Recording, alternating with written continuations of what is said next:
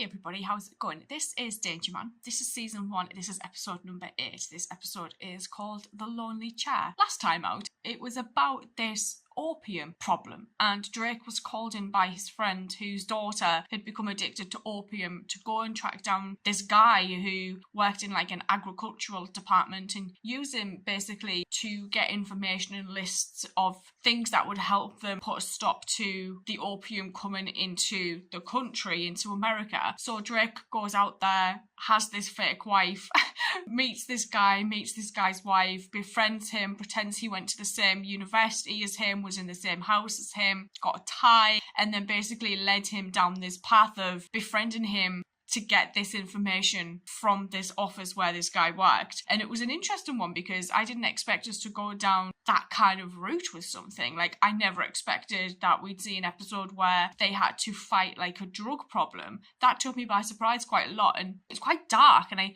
actually quite enjoyed it because it was quite dark. Like, when episodes like that happen, I'm always a bit like, oh, this is going to be really good. And I actually really felt for the guy because he felt like he was in a position of trust because he kept saying that over and over. He felt like he had a really important job, and his boss was just like, oh, you're just a clerk. So he kind of probably felt quite devalued. His wife didn't want to live in England because of the climate, apparently. So I was just a bit like, this poor guy probably just wants to go home, and yet he's stuck in this job that he probably hates. His wife hates where he wants to live, and he just felt like he was in this massive pickle. So it's going to be interesting to see what this episode's about. Interesting title, so let's go.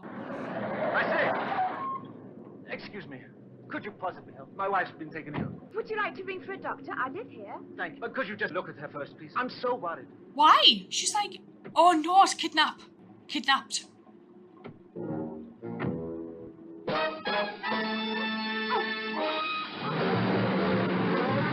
Patrick Lawrence.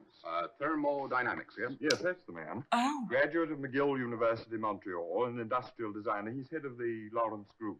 How many people know about the kidnapping? 4. You, me, the father, and the stepmother. Police? So No, they're keeping not yet. under wraps. Only you. I think Lawrence is afraid once the police get hold of it, he'll never see Sally alive again. He may be right. Right or wrong, that's the way we play it. So you think that the kidnappers want something more than money? Yes. We have a very good reason for making Lawrence toe the line. He has immediate access to all the secret files in his organization. Oh. They have vital government contracts. Sally's life? The daughter is not our principal concern. Or what is our principal concern? Lawrence, and the terms he makes for the safe return of his daughter. Jeez. What of the stepmother? She's intelligent enough for a woman. By the way, she left Lawrence a month ago. Took the stepdaughter with her. Here are some photographs. Oh, they grow up quickly these days, don't they? Well, those were taken 6 weeks ago. No photographs of Lawrence? Well, not for the last 7 years. Why? None at all? Not since the accident. It was touch and go with him, you know, for about a year. What He accident? managed to survive. His legs were smashed. He'd never walk again. Oh. His face was scarred. Car accident? That's why there are no photographs. Very few people today know what he looks like. Oh. He won't even go out. That's really Hasn't left sad. that penthouse of his in all this time. A bit of a hermit, eh? Won't let anybody near him. Except the daughter. She's the one person in the world he cares about. All right, Which Mr. is why they Hardy, my took her, compliments to your mother and not the apologies wife. for waking her at this unholy hour. I'll see you soon. Goodbye. Bye. Good evening, sir. Good evening. Mr. Lawrence is waiting.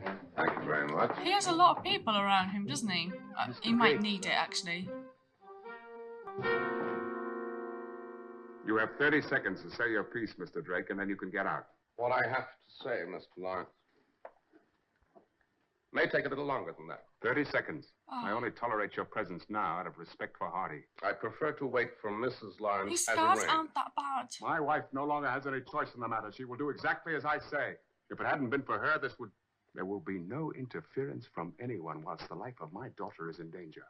From no one, Mr. Drake. Mr. Drake, this is my wife. Oh, how do you do, Mrs. Lawrence? Good evening. Mr. Drake is a close friend of Hardy's. I think I can help if you let me, Mrs. Lawrence. Hardy had no right to bring you into this. He had every right. You see, my chief concern is your daughter's safety. How reassuring to hear that from you, Drake. Because Hardy's And of concern course, isn't if it that were at a all. matter of security or my daughter's life, my daughter would come first, I suppose. There you are, Fordyce. Oh, yes. What are we building? Thank you. All right, Fordyce, you can go. Well, thank you, sir, but I have to wait for them. Wait for them. What are you talking about?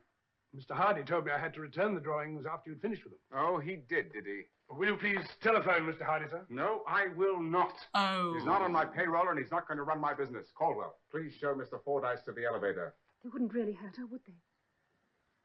I mean, they couldn't. No, not yet. The real danger comes when they've been paid off. It's going to be all right. The money is here. I now. hate these doors, We class. need to detain you no longer, Mr. Drake. I want him to stay. Good night, Mr. Drake. No, please stay. You think because I sit in this chair, I can't protect my own child when the time comes. I said good night, Mr. Drake. If I go, I shall have to inform the police. No, I won't let you do this, Patrick. She's my daughter just as much as she is yours. Your daughter? If you hadn't taken her away, this would never have happened. I could have protected Yeah, Sally he here, totally never blames let her out her. of my He sight, mentioned been with something me all earlier, the actually, time where here. I thought he blames her Your for daughter, what Patrick, happened. not your prisoner. You think I can ever forget that? Mr. Lawrence, you say that you have the money here. Yes, Mr. Drake. I'm ready for them. You realize that Sally is a witness. Are you certain you'll be able to protect her after you've paid them off? You mean because of this? You interfere any more in my affairs, Mr. Drake, and you'll soon discover that... Kidnappers. Hello? Did wiretapping exist then? I don't Yes, think it did it? I have it in my possession now. Yes, everything. But before I... Yeah. Hello? They don't negotiate, Hello. dude. We're on to Lawrence. In terms of the ransom, it's not money. That would be too simple, wouldn't it? The set of drawings, the complete folio of the Columbia Thermodynamic Reactor project, were drawn out of security vaults an hour ago. Oh. They were taken by Fordyce, one of Lawrence's assistants. I'm obliged.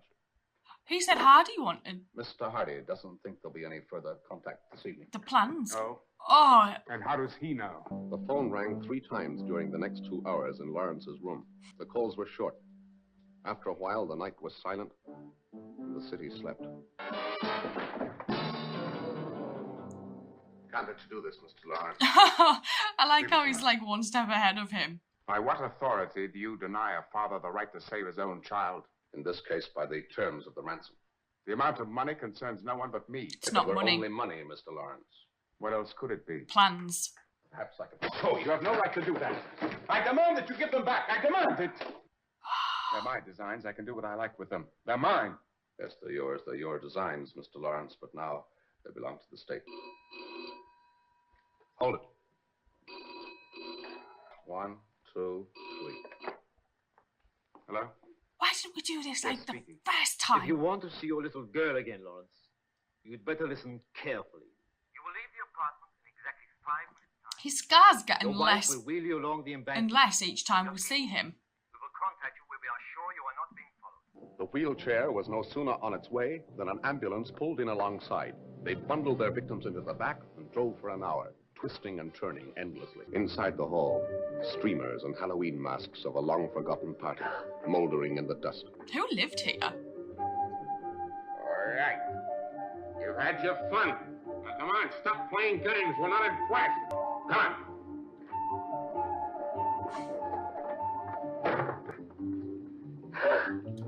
All right, Mr. Bogeyman. Let's have some lights in here. All right, Mr. Lawrence. You may be a millionaire, but you're not throwing your weight around in here. Where's my daughter? Now, you be careful with that. I'm going to need it. Oh, you careful. No one sees my scars, my friend. Anyway, I want to see my daughter. Where is she? Right away. She's want not the gonna drawings like on. say this isn't You my don't dad, get is a she? thing until When she my comes wife in. and daughter are safe at home. You didn't bring the drawings? No, I didn't. Why didn't you bring them? All right. I brought them. In here. Now, here are my terms. You first. You're not making any terms, Mr. Lawrence. Has to keep You're up the going to do what pretense you though, are doesn't it? told. Because that guy is very Makes it like very difficult for us. isn't it? ordery. You Just want the not a word. drawings. I want my wife and child taken home. Now, as soon as they're safe, I start drawing. Take her down. Be careful. She may not catch her. Sure. That's Are what they I was saying. You wait here, Like she might The give the big boy's whole coming thing over away. himself, is he? and you'd better deliver. Say hello to your father, Sally. Please, say hello to your father. It's all right, Sally. You heard what your mother said. They're going to take you home now. There he goes.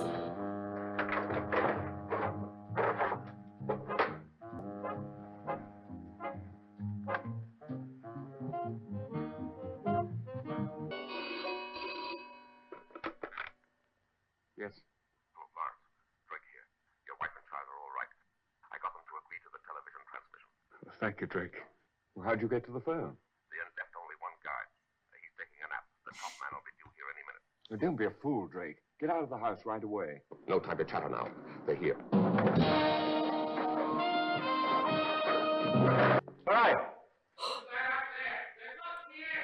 my God! I'm a sick man. No right to lock me up and leave me by yourself like this. Why is Patrick Troughton in this? Bring down. Well, what's happened to the man who was guarding him? I don't know. It was a phone call. He went out, locked the door, hasn't come back. You got no All right. right. This is the best. This is the best. Now, Mr. Lawrence, let's forget the heroic, shall we? You may have been tough once, but you've got soft sitting in that chair. We'll see. Is he going to beat up Look, Patrick I Troughton? don't care about violence, Mr. Lawrence, but if there's no other way... You could kill me and still get nothing out of it, you know. Put this... That was a very silly thing to do, Mr. Lawrence. You know you want to... Stole his umbrella. I don't like having to do this, but we're going to settle here now. Who is the master? It suits me.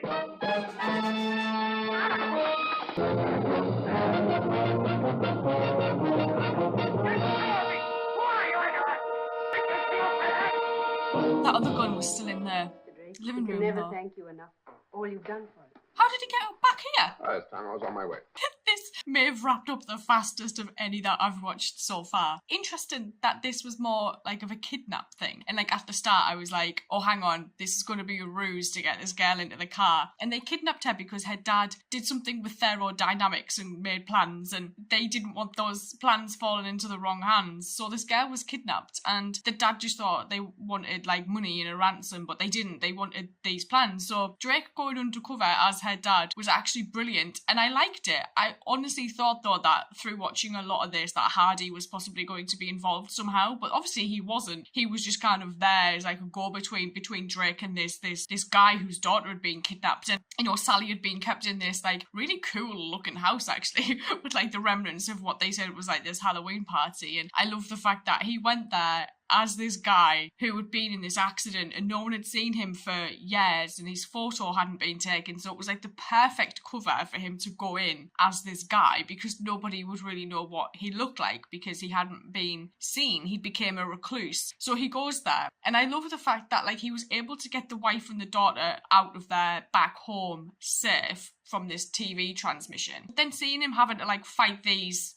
people who were basically keeping him under guard at this house where nobody knew where this house was, and one of those people being Patrick Troughton was like one of the best things that's happened in this in the first like 8 episodes that I've watched. I love that he just turned up randomly at the end, and Drake being really easily able to like get the better of these guys. We didn't even see how he got out of there and how he got back to like being with that family. So I'm just a bit like, well, how did that even happen? Because even Hardy didn't know where this house was. How did Drake get out of there? I'm guessing he just jumped in a car and just drove until he could find out where he was and then called Hardy and said, I'm here, I'm okay, I'm coming back to London kind of thing. It just wrapped up so quickly, but honestly the best thing about this entire episode was Troughton. I loved it. It was absolutely brilliant. I may actually go watch the next one, and I will see you guys later, so thank you.